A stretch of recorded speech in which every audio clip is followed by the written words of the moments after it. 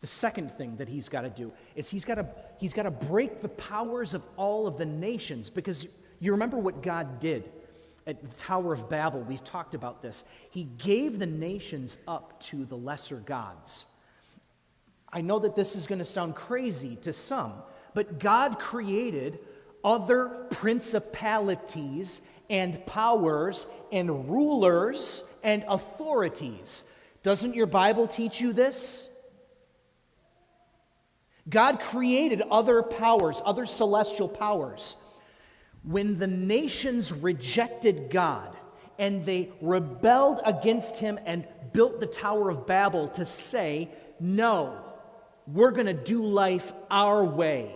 We're not going to follow you. God said, fine. And then he said to his divine council, hey, come here, guys. I want you to take charge of that nation, and I want you to take charge of that nation. I want you to take charge of that nation.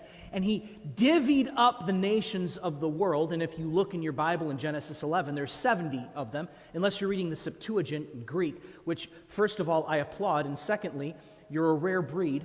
But the Septuagint has 72 nations, and God delivers the nations up to these principalities, these powers. You can think of them as mighty angels, like archangels. By the way, do you remember in Daniel where an angel comes to Daniel and he says, I was trying to get to you when you first started praying about 21 days ago, but I've been prevented by the prince of Persia. Huh? What's that about? Who's the prince of Persia? Do you mean the prince, the human prince of Persia was withstanding this angel and preventing him to get to Daniel? That's not what that means at all. The prince of Persia is the assigned leader of the Persian nation in the celestial realm. Does that make sense? And then the angel says to Daniel, it took me 21 days to get to you, and then I had to have the help of Michael. You remember Michael?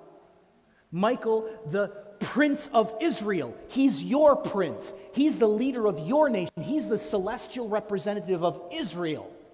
He had to help me break through so I could get your answer to you. Huh. Curious, isn't it? So God takes the nations and puts them under the authorities of these principalities and powers. And at first, they're fine.